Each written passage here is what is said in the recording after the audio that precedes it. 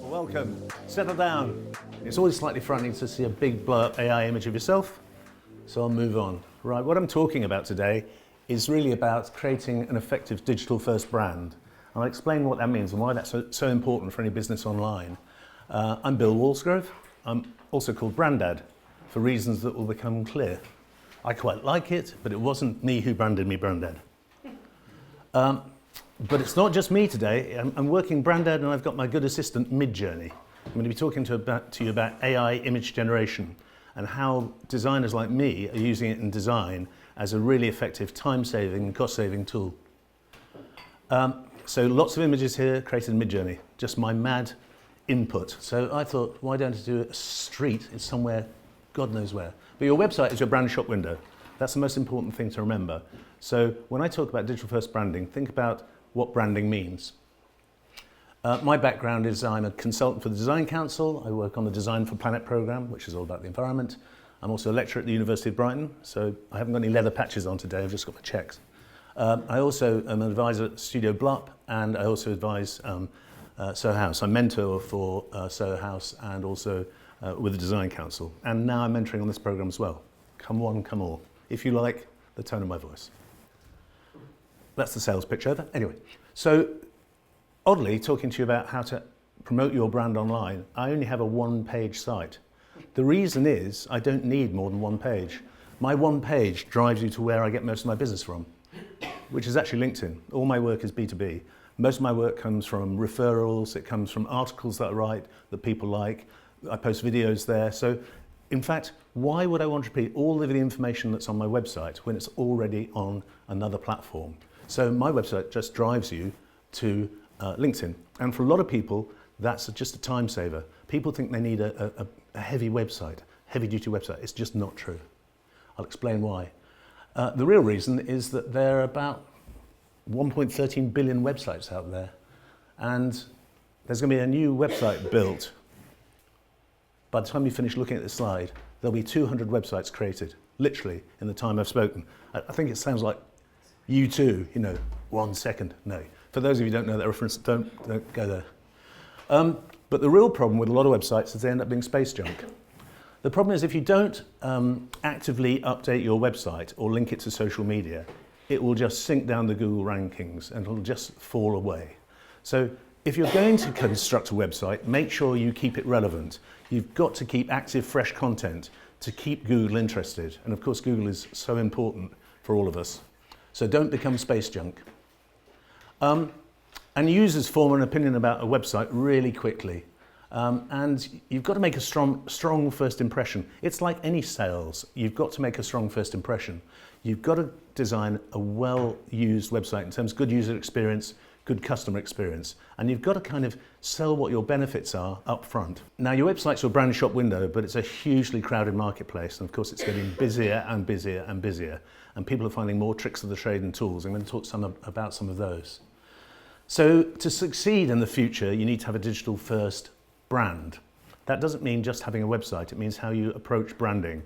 And I'll explain what that means. But don't worry, there's going to be a recap right at the end. And my lovely friends from Igloo are filming this, which I'm assured will be ready at the end of this tour. So you've got the podcast, you've got the video. You don't have to take notes unless you really need to, unless you want to mentor. No, sorry, did I mention that?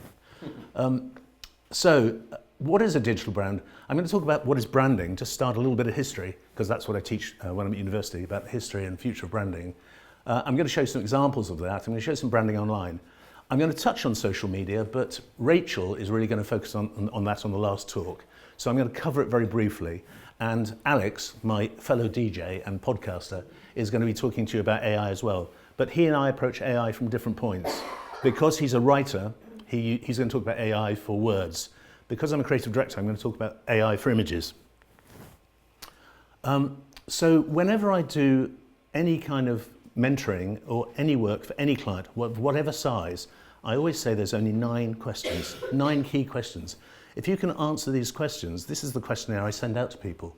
It's really about why are you there, what do you do, what makes you different, who are your competitors, who are you here for, who's your customers, what do you value the most, in other words, what are your ethics and your values, what's your personality, what character, what tone of voice do you want, And what's your ambition? What's your vision, your mission? Do you want to stay small? Do you want to grow? Do you want to partner?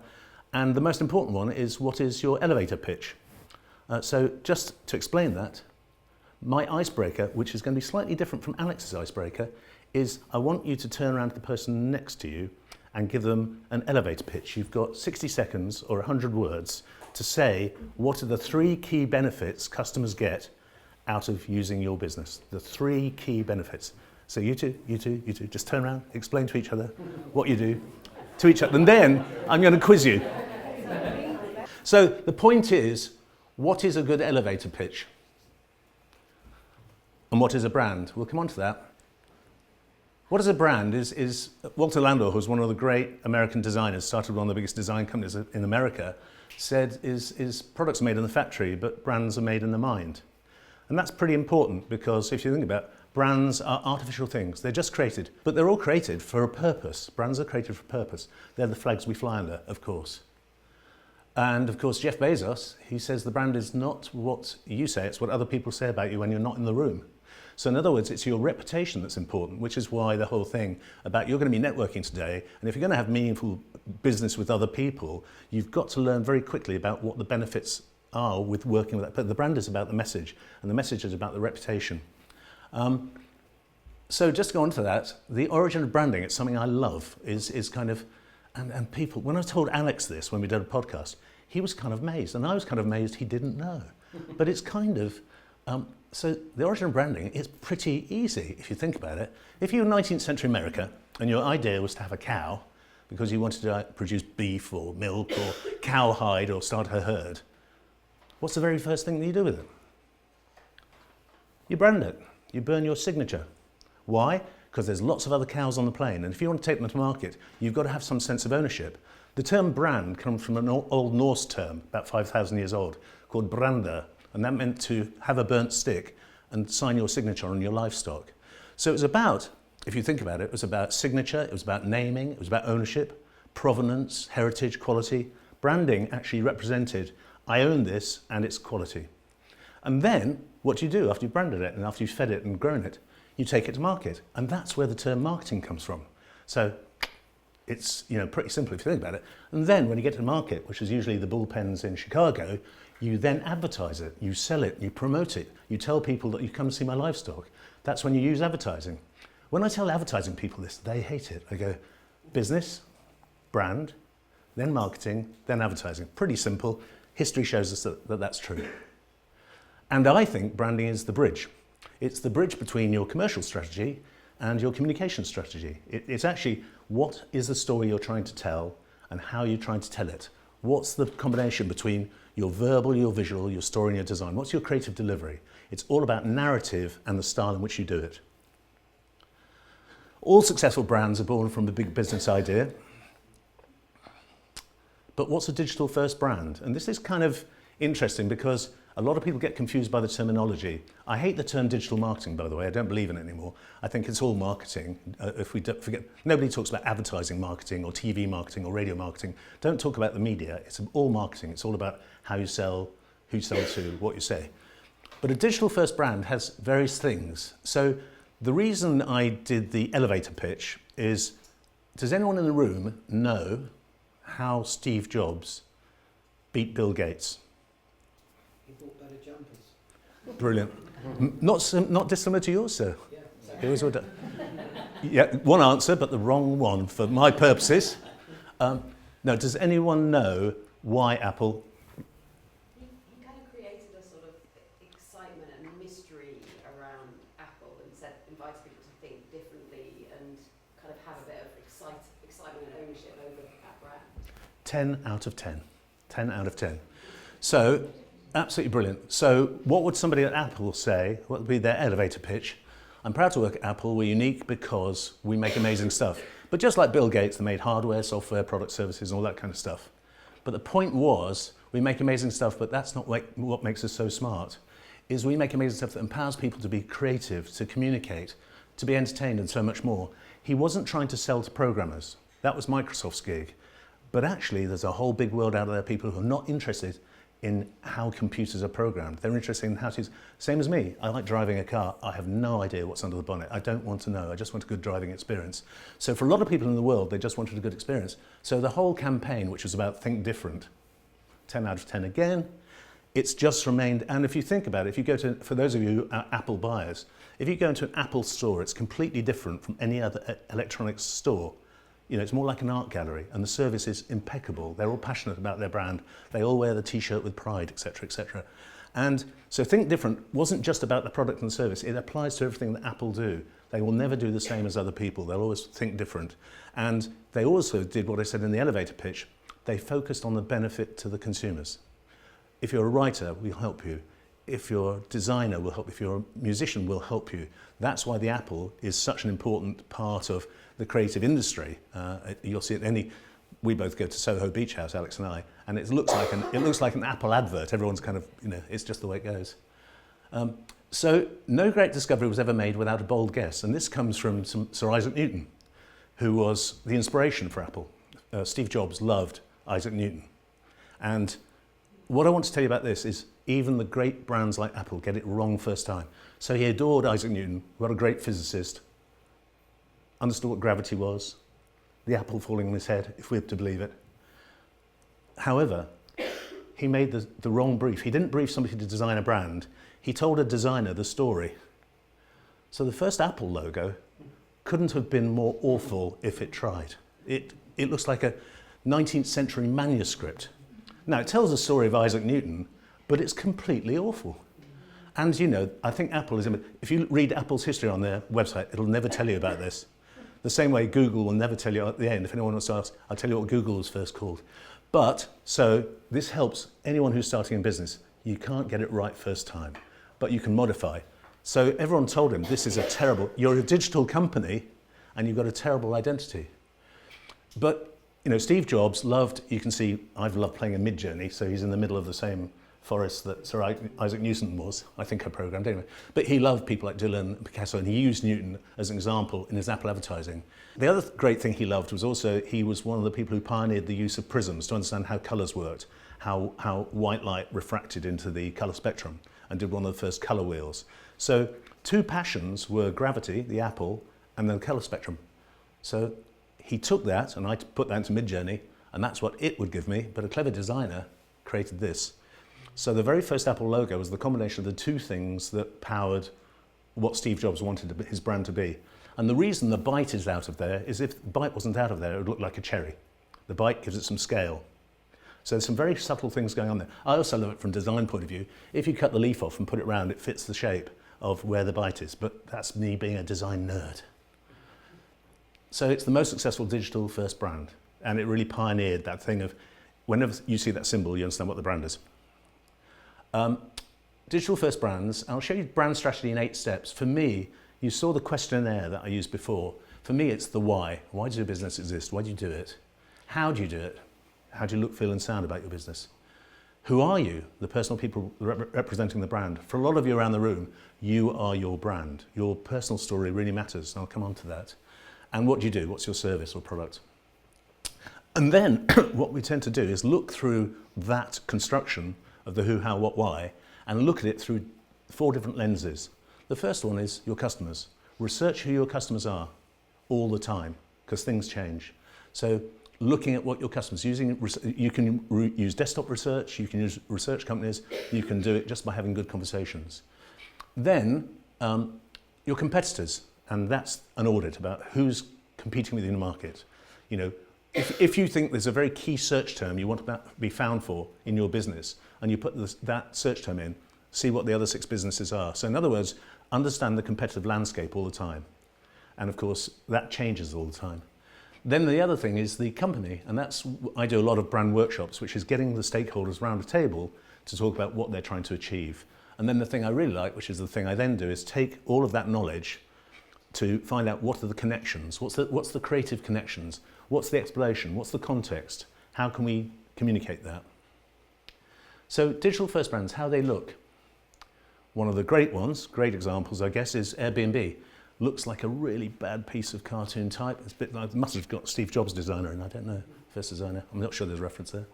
But they got a very good design company in London to do what I think was great, which was to put things together, to create what looks like, when this was first released, the obscene comments about what this looked like, but I won't go there.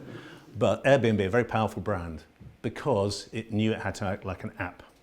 So in other words, a lot of digital first brands know how to be a very quick, simple icon. It doesn't mean you can't have a more complex icon, and I'll talk about that as well. But you might have just something which signifies what your brand is. And that's how it's used as an app. It's also something which can be easily replicated. It's something that when you talk, and I love the thing that Airbnb don't talk about, we rent people's bedrooms for you to stay. They talk, imagine about a world where you can belong anywhere. I've used Airbnbs in all sorts of places and just fantastic experiences. And it makes you feel like, it's a revolution for the hotel industry. And obviously that app symbol is then used in all their social. The reason it's a digital first brand is every social page you go on has that icon there. And just to show it's not just a company like Airbnb, which is a new digital age company, but the Premier League, something I'm very fond about, and I'm a huge fan of the Premier League, and one particular team, I won't tell you who, because it might start the wrong kind of discussion. But what they did is they took a complex logo, but they took the things that matter, which were the lion and the crown. And that's their new identity. In other words, they took something complex and synthesized it down. It doesn't mean the Premier League major mark doesn't still exist as a crest, but it's just they've got a digital first version of it. And of course, it's not just those examples. You're seeing all sorts of companies who are realizing if they want to be digitally shared, they have to simplify their logo. Because if you can't read it, if you can't read it in 1 square centimetre, it's not really an identity. And usually they stay with the core things, but quite often they simplify just to make it easier. And there's loads of examples of this. So digital first is about how it looks, but more importantly, I think, is that's not the point. It's how digital first brands behave. What they do is because they are very adept at using social media and very adept at using data gathering, is what they do is they make sure that their value proposition is right at the heart of their communication. So the trick with like the elevator pitch, the very first page you go onto should be talking about the benefits of what you do. It shouldn't be talking about you, because people want to go, how am I going to waste my time with you if you're not going to tell me what's good for me? In other words, I'd love to find about you later if you've engaged me, but value proposition is right at the heart of what you should do. Because it's, in the main area, is your relevance. What's relevant to the customer's problems? What's the service you're going to provide? What quantifiable value do you have? And what's your differentiator? Why in a world of competitors are you different? Why should they buy from you and not a competing company? And of course, the other thing that digital first brands do is they use social media brilliantly. Alex will touch on this as well, so will Rachel as well. It's what happens is your customers become your brand advocates, because we all know now that we don't believe what brands tell us. In other words, brands used to, in the golden age of advertising, brands used to kind of pull you in with their messaging. Now they have to push out. You've got to have that much thing where they've got to give you content which you want to engage with. And if people like it, they like the brand, they then tell the story on social media. They become your advocates and your disciples. And digital first brands know how to make their customers and reward their customers for the experience. So there's a whole cycle of understanding that you've got the data, you know who your customers are, use as much data capture as you can, offer them something free on your site, possibly, like a consultation or a first meeting or whatever it is, to at least give them back the gem of who they are and where they're from. The more you can capture that, and when you've done some good service for them, ask them to give you testimonials and all sorts of other things. Because if you think about what the digital world is, let's call this map Google. And as Google owns 82% of search engines, it's not a bad idea. Think of the Google world and think of all these countries as being the different platforms that are out there. X, Facebook, Instagram, TikTok over in Australia because I don't use it. But that's in joke. Only to me, of course. And so choose where you're going to put your embassies. So in terms of how you use social media, and of course, the really good digital first companies know where to put their embassies. That's nice backing track. I can sing it if you want. No, wait, no, I won't go Cockney. I moved from that. But anyway, the weird thing I do when I meet businesses for the first time is find out how they're using social media is completely wrong. Quite often, it's not their fault, they just think they have to. No problem. They think they have to. And so, they've set up a Facebook page, they've set up a Twitter account, they've set up Instagram, they've set up YouTube. Actually, you don't need all of those. You just need the ones which really matter. Depends whether you're selling a product or a service as to which you use. For instance, I'll just explain how I use social media. So my key embassy is LinkedIn. I've got my personal account there, I've got my business account there, because that's where all my business comes from. Mine's B2B consultancy. That's what LinkedIn's about. Now, I'm also on Instagram because I've also got a gallery of images because I play with designs. But I don't expect to get business from there, but I have got business from there. And on Facebook and YouTube, I'm on Facebook because I've got relatives in America. And my mum used to know what I was doing at the weekends. And YouTube because I like the sound of my own voice. But who'd have thought that? So the most important thing, as I said, if you don't want to be space junk, what digital first brands do is they make sure they refresh their content. And if they refresh their content, then it makes the website relevant. Otherwise, it just sinks. If Google sees an inactive website, it just sinks down the rankings organically, just falls away. And this is what I mean, is when you've decided what your website wants to say, the two things you do is you own the media of your website. You own it, you control that. What you really want to do is get earned media, and that's about how you use social media. Sharing, mentions, shares, reposts, reviews, that's the important thing. I'm not going to talk to you about paid media, it's not my speciality, but I wouldn't advise anyone to start using paid media unless they've got a very specific thing they're trying to sell in a very specific marketplace. If you were, selling a product, but I'm not going to talk about e-commerce, it's much more about e-commerce than what I'm talking about. Because if you think about the most visited websites in 2023, by far the biggest is Google, of course, you'd expect it.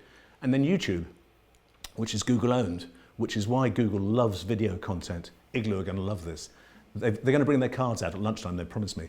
But video content is really important. People don't share articles much anymore. They do share videos, they do share animations.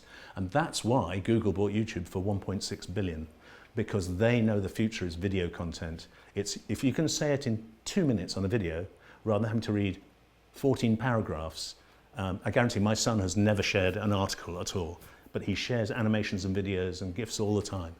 And then, of course, YouTube, Facebook, Twitter, or X, as Elon's trying to make it, and Instagram are the next four, and they're all social media sites. So digital first brands know how to use social media sites. And the important thing to do is, when you think about it, social media is all about people watching and sharing. I live in Seven Dials in Brighton, and there's a school called Basvic near me. Every time I go down to the station in the morning, there's a line of 4 teenagers on their phones. Literally, it's every morning. And so what I do now, I do the victim elder thing, and I stand in the middle of the pavement and go, and they can, oh, sorry, and they walk around me. But I see them just, absolutely. So it's not an apocryphal thing, it's true. It's how people use social media. But social media isn't just an instant win. It's just if somebody likes your post, you'll suddenly earn lots of money. It's about repetition and about getting your messaging out. So earned media works by your website sits in the middle, and then choosing which platform you want to be on. I haven't got them all here. They all have different reasons for being there. You then choose how if Google sees a conversation between your website and your social media platform, it sees a conversation going on. Google's interested in conversations. It's not interested in dead meat. It's just not interested. Google just works by algorithms, and it's using more and more AI. So branding, as I said, it all started with branding a cow. Couldn't be harder, but it's been established. I mean, it goes back, way back. I mean, the first visual brands were actually ceramics.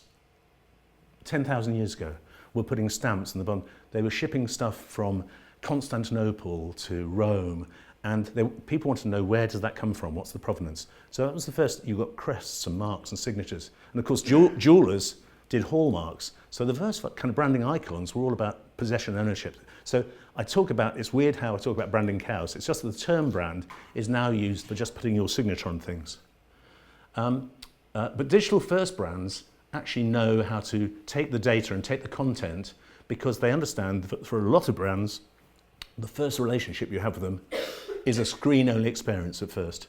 It's why it's digital first brand. Sometimes the first thing you do, it's so making your brand a great shop window is the most important thing you can do. You know, what can you learn from the retail world? Because to be simple, imagine all of you in the room, you're the company, you're the smoking chimney. I don't mean to use that as it was just a pretty easy thing to do in Midjourney. It's put in company and customer, and got this. Is the company, you have to provide something of relevance, you have to provide something of value, you have to explain very clearly what the benefits are and why they should have your attention. Then, if they buy into you and you get a good relationship, they'll tell you who they are, they'll give you data, and more importantly, they'll give you money. It's very simple, it's a simple transaction. You have to display what your benefits are, you have to talk about what your relevance is, and you have to give them a real value for engaging them. Because as I say, 52% of web traffic comes from mobile devices. A lot of companies I work with just don't do enough with their website to make sure it's optimized, to make sure it's a seamless experience. Because you've got to have it so that it works in all formats. I don't know, a lot of people I know are doing their own websites. You've got to make sure that you check it on your phone, check it on other people's phones. Because the future of brand marketing is all about the real world, the social world, and if Meta would have their way, about the virtual world. So it's changing all the time. The websites are changing all the time. I thought I'd give you some case studies now, just to prove my point. So the next one, does anyone know what this brand identity is? +X. Yeah. Innovation Hub. Brilliant. Funnily enough, I was given the brief because they said the brand isn't working. Sam and I worked at +X. The brand isn't working. The reason being, you know it, Yeah. for a lot of people, and love crossed times, and in fact a lot of people who are product designers were going, it makes no sense to combine the alphabet and numeracy. It just makes no sense.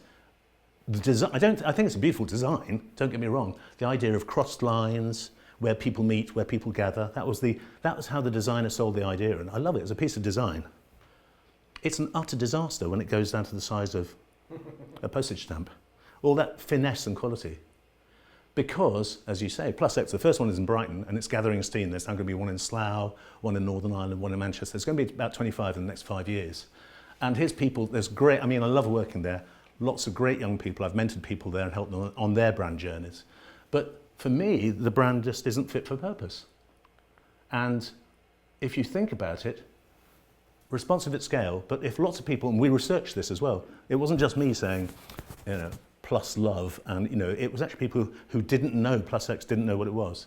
So we said, you've got to put the words next to it. And also, you've got to have something which scales down effectively.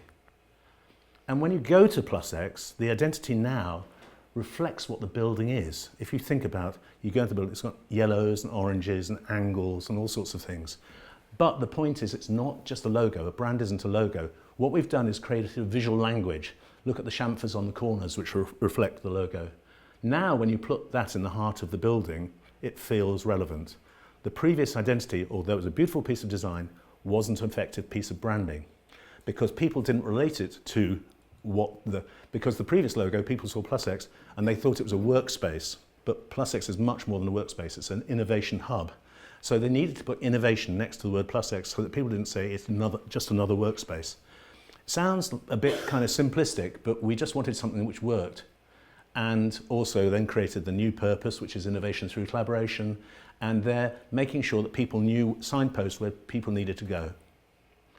I'm very proud of what I did this with the internal design team of +X, a brilliant designer called Lauren Walsh, and we just loved doing it because we just knew that a bit like the Apple example, the previous +X identity wasn't fit for purpose.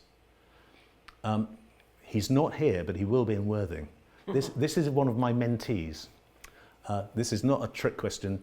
Can anyone work out what Ian does? If you know Ian, don't answer this, because he's going to be very funny in the Worthing one. But can anyone work out what Ian does? Manufacturing consultancy? Sorry? Counting, yeah. Pretty good. Nobody knows what Ian Stewart does. and that, strangely enough, that's what I told him. I said, mate, I don't mean to be funny with you, but is that a DNA thing or is that an atom? Or is it three Mexicans eating at a triangular table? I just don't know what that is. And your words, innovation, integration, acceleration, you know, I could be involved in Formula One cars and you could use some of those terms for engines. It just doesn't say what you do. He's a really nice guy. And he had that problem which lots of small businesses have. He was trying to say too many things all at once. He wasn't focusing on his core benefits. What he actually is a telecommunications consultancy brand. He is a consultant in telecommunications. He works with businesses to help them get the right telecommunications package. And I said, for me, the tones of colours that you should be using are more blues and purples and things which are about technology and about, purple is a very premium colour for all sorts of historical colour psychology reasons, which I'll tell you about over lunch. And also, it's very much you, the personal brand. It's about you going in. He's a consultant like I am, and it's important when he goes to people, explains very clearly what he does. And it's about your experience and your expertise. So Ian Stewart, I'm about telecoms, and you're also connected to a network of brilliant bespoke solutions. So he actually represents 8, if not 9 companies now. So he goes in and says, what's your telecommunications problem? And all sorts of people have telecommunications problems, I'm led to believe. I just have communication problems sometimes when I haven't had any water. Can I have a glass of water? Great. That was a good segue. But anyway, but the point is, so he's got a really great business. And I thought to myself, Ian Stewart, Ian Stewart, Ian Stewart. The problem is also, if you Google Ian Stewart, there are lots of Ian Stewarts out there, particularly in Scotland. But that's another thing. So I said, you know, you're IS, you're connected. You know, and this was the kind of first scramble I did at it. And then I said, you're a connected communications consultant, and created a mark for him, which is about the INS being a complex network that you have to navigate.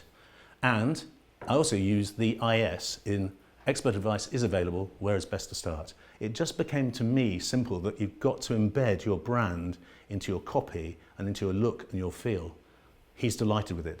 He's printing 500 cards as we speak to go and represent his new brand in the conference next week.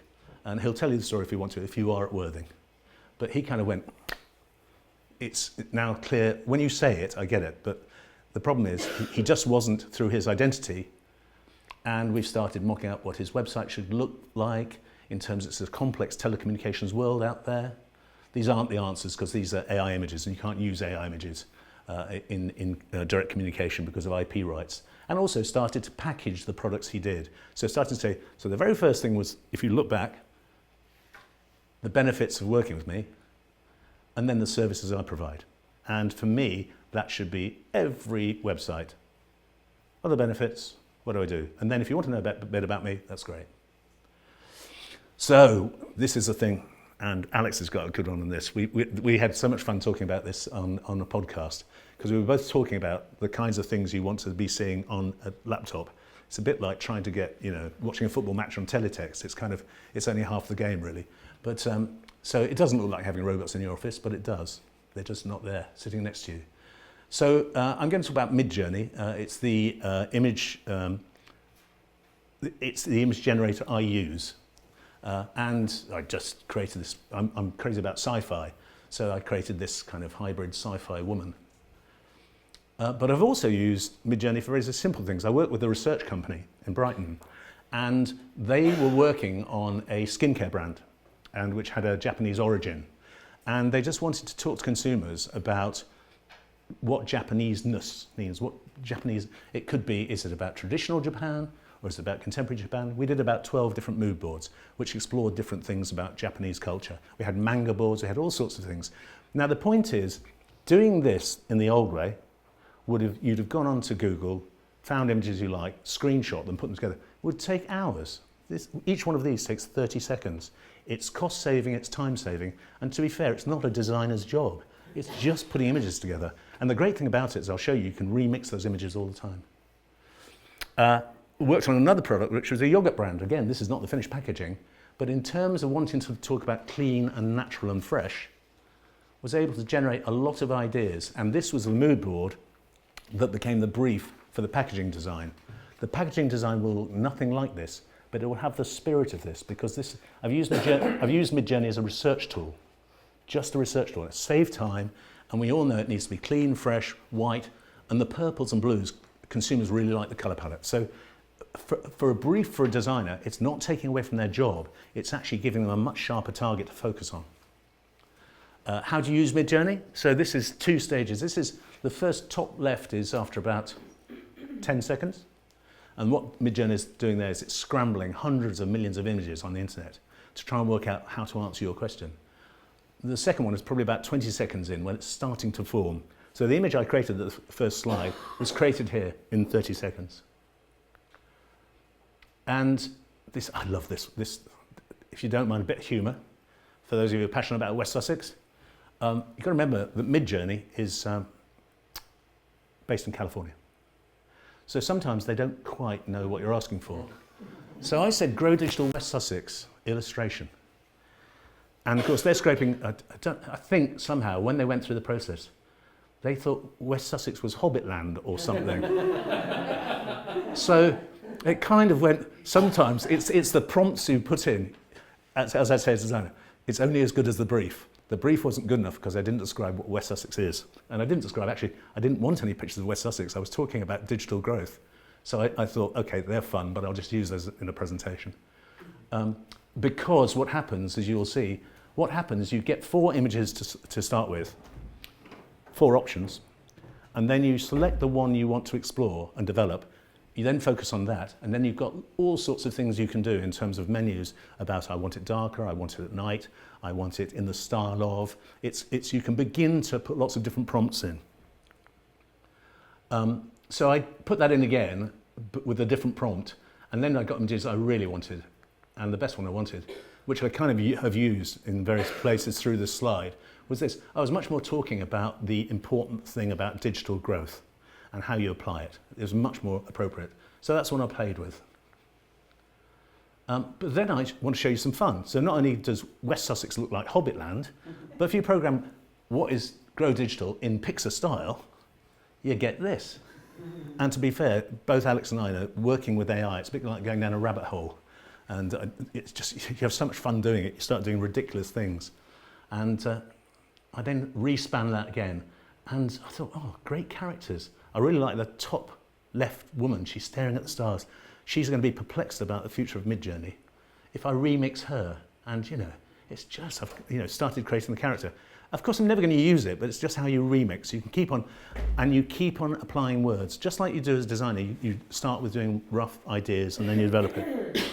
I love it as a tool, and just to show you where it's applied, I've done a new brand for a bakery. It's the Bear Bakery, and they make cookies.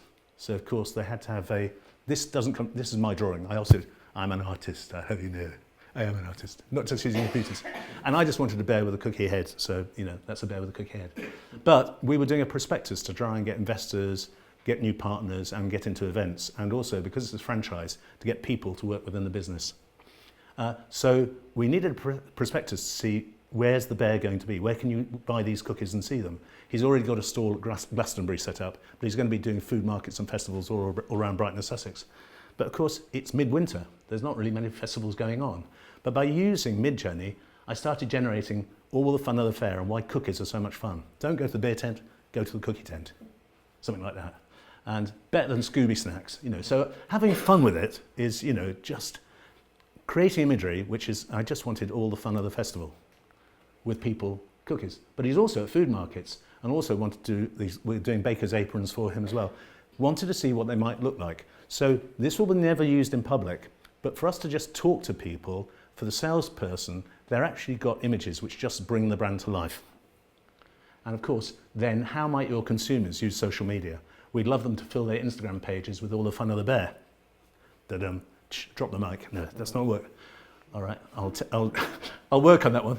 So I'm not a salesman from Midjourney, but there are, and Alex will go into this as well, DALL-E is now part of ChatGPT. Midjourney is the best for AI results, but there are lots of other ones you can play with.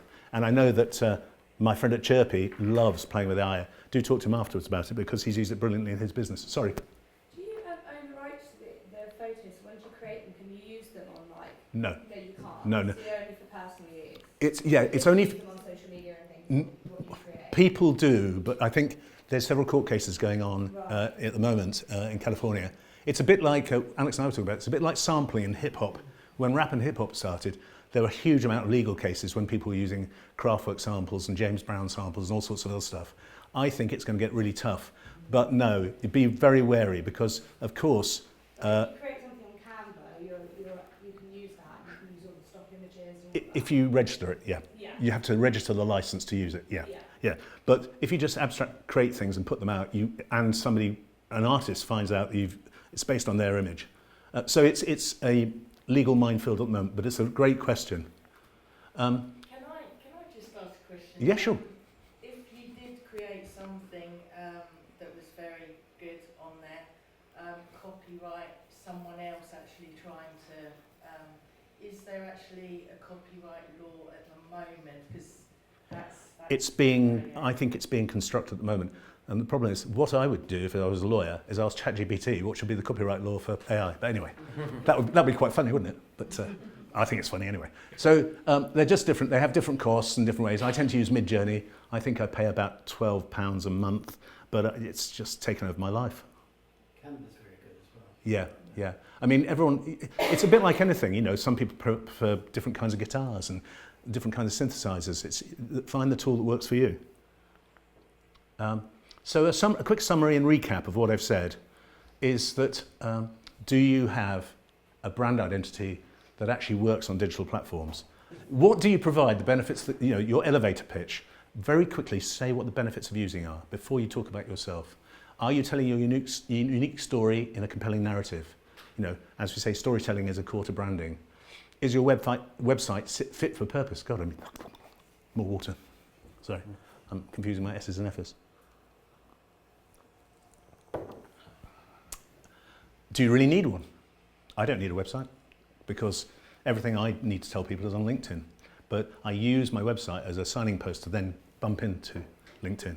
So, and LinkedIn's got my whole history. If people want to know about me, why would I want to repeat that? That's just creating, well, from a sustainable point of view, there's a big issue now going on in website culture about environmentally good websites. Some people are using WordPress, but not realizing WordPress is carrying a huge amount of baggage in it that you're not using. Now that is using up power and energy. So there's a whole thing happening now about how to use websites effectively. Do you refresh your website? As I said, don't become space junk. Links, blogs, thought ideas. And of course, blogs don't have to be, people say, oh, I don't want to write another blog. I can do a blog over a cappuccino in the morning by just finding an article I really like and saying, I really like this article and these are the things I like about it. That's what I think. And the point is, people go, oh, thank you for sharing that article. So they're going, oh, I like reading you because you always share good articles. It's not about writing original content. It's about just being active and having a conversation.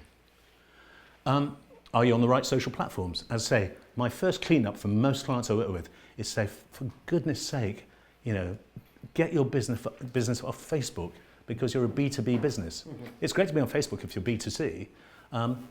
Are you creating engaging content and a reason to believe? Are you having a conversation? If you've got the data, are you giving them further information? You know, Netflix tells me next week what film I should watch. You know, record shops that I like going to, they tell me about new releases because I love getting stuff from them because I don't have to go hunting for it. So if people have already bought into your brand, then have a conversation with them. Are you using digital tools to your advantage? AI for me is a huge cost saver. So if people pay me a consultancy fee, I used to do quite a lot of research and then design. Now I spend a very little time on research because I use AI to do that and much more on the copywriting and design. So they're getting better bang for their buck. Well, that's what I say. Oh, sorry, my mic's come off.